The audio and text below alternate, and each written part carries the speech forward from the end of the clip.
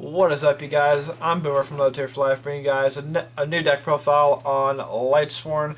I just want to be the first to say that this is kind of like a test run so far. I'll be altering around left and right as we go along with the format. This actually is our buddy Hagel's deck profile. He asked me to do this because I like doing deck profiles and I like being behind the camera, and he's camera shy. Just kidding. Hagel's over there flipping me off because I'm being a douche right now, but I really like to do deck profiles. I decided to show this off for you guys because we've literally been trying to play test the past week, and we're trying to get a decent build for it.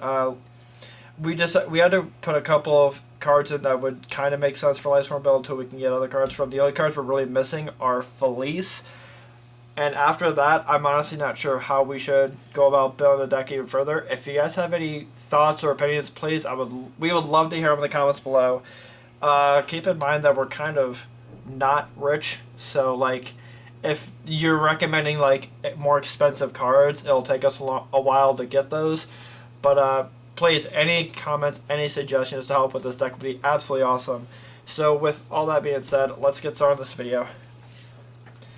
Hope you guys enjoy. So, for monsters, the Lightsworn engine, we play triple Raiden because Raiden's the main guy in the deck, along with triple Lumina, who is basically the card that just you play this and you're basically about to go off from there. It's the setup for even bigger plays, and you can go absolutely nuts. The standard play, if you draw a decent hand, would be something like Michael, Scarlight, and like Anti-Luminescent or something, just to kind of keep targets off of each other. So we've got triple Lila because she's a walking MST, and playing MST in this deck is kind of only because if you mill it off, it's kind of dead. You play triple Wolf because special summoning from the graveyard is always fantastic. It's a 2100 beater and easy target for level 7 or level 8 synchro summons.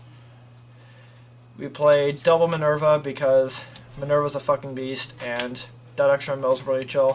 And I guess very late game, if you haven't drawn it already, surprisingly enough, you can use the effect to add Judgment to hand if you have that. But I don't even think you can do that with the Lightsworn targets you have in your deck. I don't think you have enough to stack that. But then we've got the boss monster, double JD. I think 3 is kind of inconsistent. I think 2 is just about a decent amount. Honestly, my personal opinion, and I've talked to the other guys about this, I personally only like 1, but I can get why you would want to play 2 in case you mill off the first one and you can't really get to those cards that can add it back to your hand. 2 is just more versatile. And then non-Lightsworn targets, you got 1 Dawn Knight. I'm actually not too big of a fan of this card. This card's kind of dead at times unless you are able to mill it off, in which case it's decent. But like, having to play it on the field is kind of slow, and it's alright, I guess. It's not too terrible, but it's not too great. 1 Glow Bulb because that extra push for a synchro summon is really cool, and it's Glow Bulb. Like, milling off a Wolf or even a Minerva or something to bring it back from grave is really nice. Easy Armades. 1 Curry Bandit because if you top deck this first turn, it's always really nice. Getting an extra spell in your hand, or even getting all those extra targets to grave is really good. A lot easier to get Judgment Dragon off. Hand traps, quote unquote. We got double Honest because Honest is at 2, and Honest is great in Lightsworn. Maxi because it's Maxi. 1 Gores because Gores is a boss. I would actually recommend Bob. I would actually think 2 wouldn't be too terrible. But 1's decent so far. You really don't want to see it too much.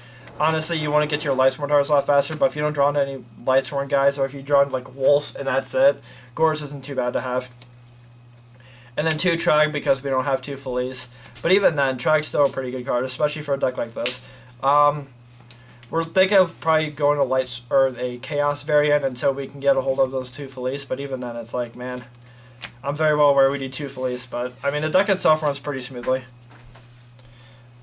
Spells, triple Recharge because I hear Graceful Charity / Pot of Greed is really good.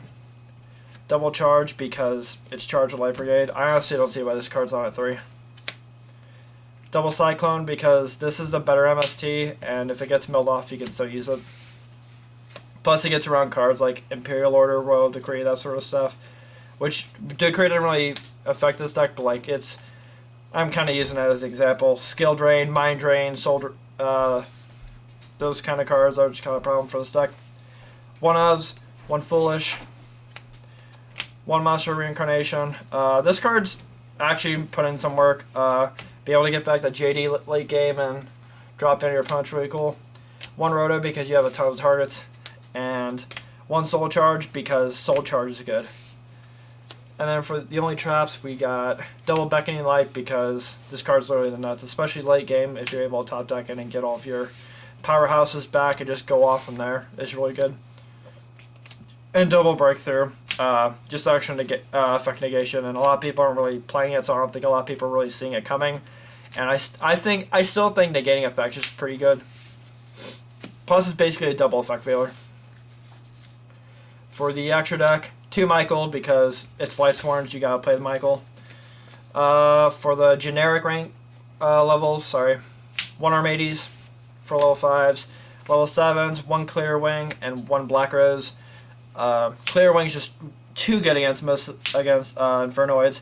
Black Rose just clears the field if you need to clear the field. Level 8s, 1 of the newer Black Winged and Scarlight Red Dragon Archfiend because that's Scarlight's self-explanatory. The Black Wing's actually because it mills off your deck and it boosts itself up until I think it's permanent. So I mean I think it's pretty good for this deck. He doesn't go into you don't normally go into it too much in this deck. Normally you're going to go into Scarlight because most decks are playing special summon monsters and a Dark Hole for a walking Dark Hole and then beating for 3k is really cool. And then 1 Star Eater because the amount of times he's able to go into Star Eater is really cool. And honestly, it's a safer play for the first couple, during the first couple turns if your opponent's setting for him passing. For XCs, he only plays 2 rank 3s, 1 Dante for that first turn mill off, and 1 Zane Mains because Zane Mains stalling's pretty good.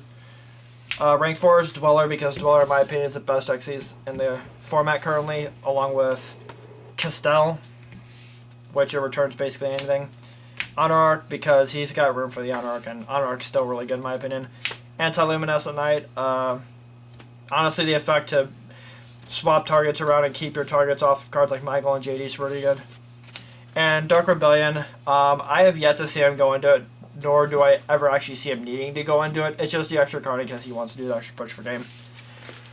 That is the deck profile, guys. I do hope you guys enjoyed. Please let us know in the comments down below what you guys would do to alter this deck or any advice on how to play this deck, especially with the current format coming in.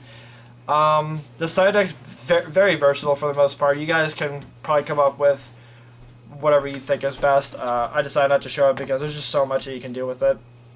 But again, hope you guys enjoyed this video. Let us know what you guys think, and thank you guys for watching. Have an awesome day.